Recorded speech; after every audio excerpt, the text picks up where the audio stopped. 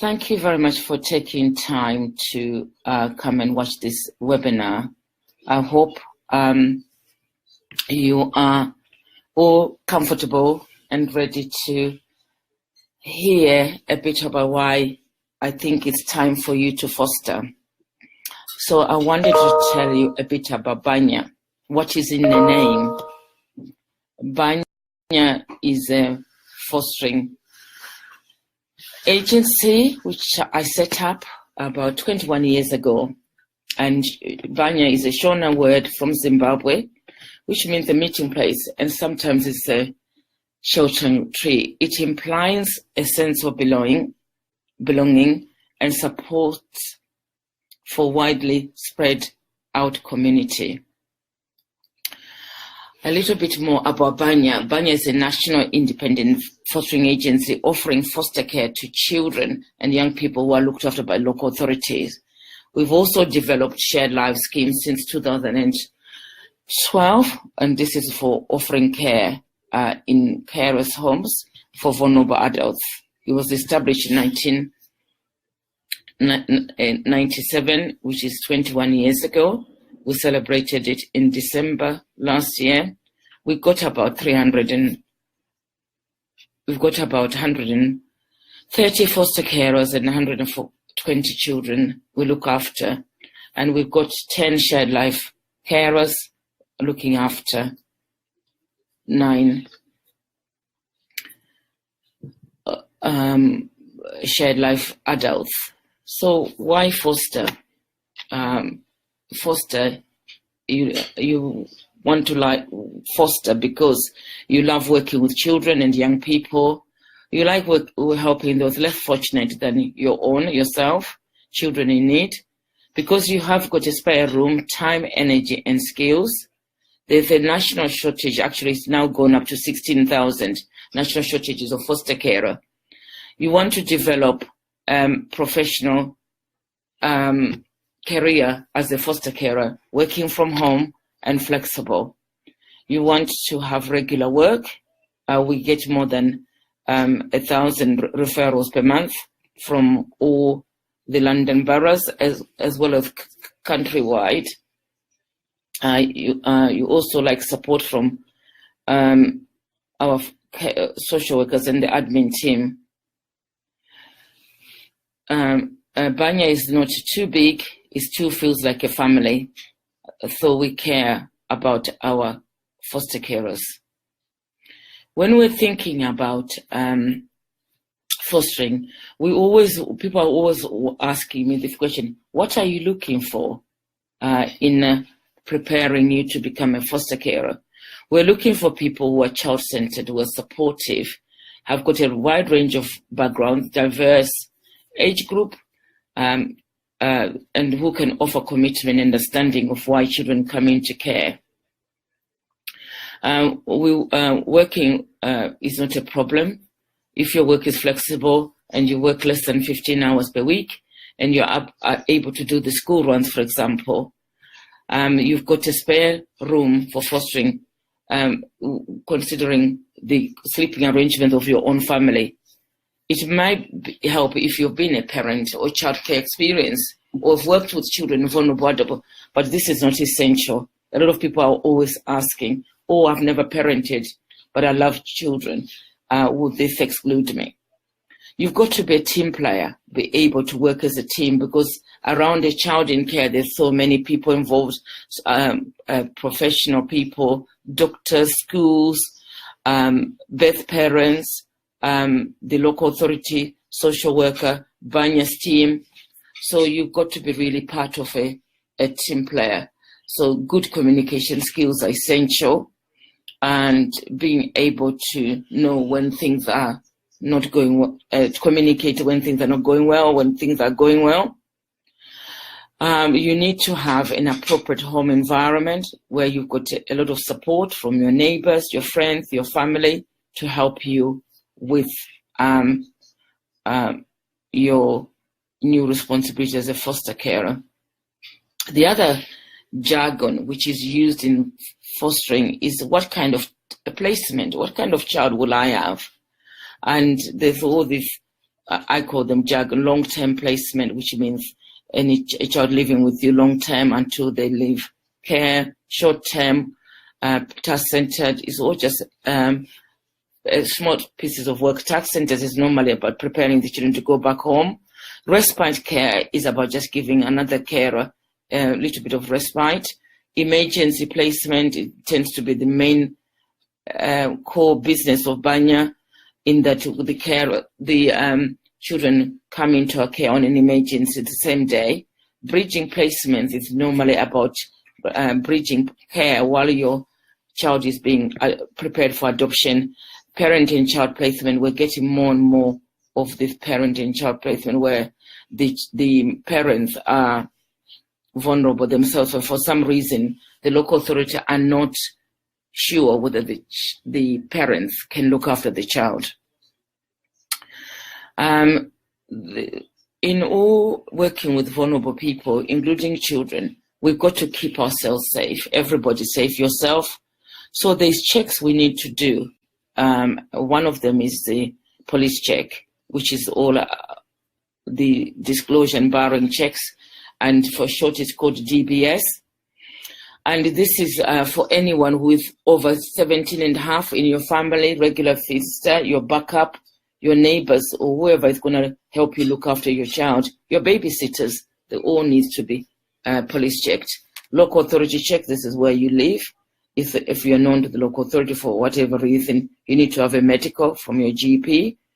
If the house is not your own house, we need to check, we need to have consent from your landlord that it's okay for you to foster in their house.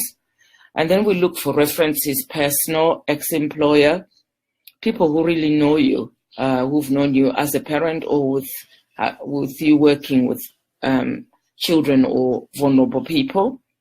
Health and safety check in your house.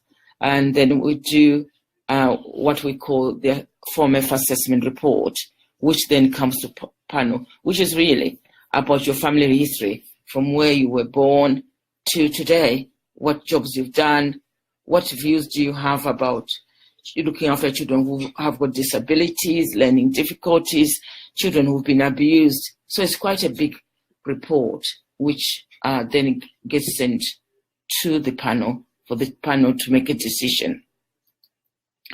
Sometimes people have heard all sorts of things about fostering, about you have got this issue, you might have a problem. So I just thought I would just highlight things we feel we don't have any problems with, and some health issues, some criminal record. It doesn't exclude you becoming a foster carer if you've got a criminal record, but it depends what it is. Some allegations. Some people you might have had an allegation made against you, whether it's against by a child. All these things, we need to know about them. And then we can explain it to you. So you can't just exclude yourself because you've got this background. You just need to talk to us and tell us what you feel, what is your background, and we can say, that does exclude you, rather than you making your own mind because somebody else has told you. In all the fostering career, one of the main things is that you have got a foster carer package, and this involves 24-hour support, membership to the fostering network, ongoing training and development. That is really important that you've got to keep, because of the profile of the children changing all the time. The law is always changing because we're governed by legislation. So you need to keep up to date with that. And our fees have just gone up. It's £402 per week to cover, we call it an allowance. And this includes 2 weeks holiday respite. You will have regular support and supervision from a Banya social worker. You'll be invited to fun activities for children and foster carers. You'll be part of the mentoring scheme. You have a mentor buddy to mentor you and support you as part of your fostering. And the tax on your payments only applies to the allowance if it's over your basic cost of the child and pocket money. The assessment process, again, is another thing which is really confusing to people. What is involved in this assessment process? It really starts from the beginning when we visit your house to come and see you. Once you've expressed an interest, we visit you to see whether it's okay, and we pick up some of the checks. If everyone is happy, we check whether your room you've got a fostering room, it's in a good state for a child, it's a safe environment. And then we move on to, then you come and do what we call Skills to Foster, which is a 3-day Skills to Foster training with the trainer, who will then give us feedback about how you were in the training. It's also a time for you to decide whether this is for you, because you get more information about what's involved. All the checks are carried out in stage 1. So the medical, the DBS, the local authority check, the landlord consent, they all get carried out in stage 1. Stage 2 is really where this assessment really starts in terms of to produce this report, the Form F. And it should take 3 to 6 months for the stage 2. And then it will come to an independent fostering panel. And they're the ones who make recommendation to the agency for you to become a foster carer or not. And then after that, the Banya will make a decision whether to approve you or not to approve you. And then from then onwards, that's when the fun starts. The children arrive. So I hope that has given you a brief outline of what is involved and why I think it's time to foster.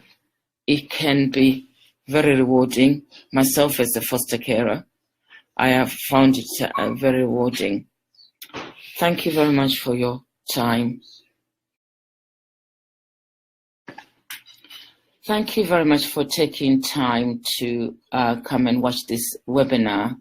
I hope you are all comfortable and ready to hear a bit about why I think it's time for you to foster. So I wanted to tell you a bit about Banya. What is in the name? Banya is a fostering agency which I set up about 21 years ago. And Banya is a Shona word from Zimbabwe, which means a meeting place, and sometimes it's a sheltering tree. It implies a sense of belonging and support for widely spread out community. A little bit more about Banya. Banya is a national independent fostering agency offering foster care to children and young people who are looked after by local authorities. We've also developed shared life schemes since 2012, and this is for offering care in carers' homes for vulnerable adults. It was established in 1997, which is 21 years ago. We celebrated it in December last year. We got about 300 and we've got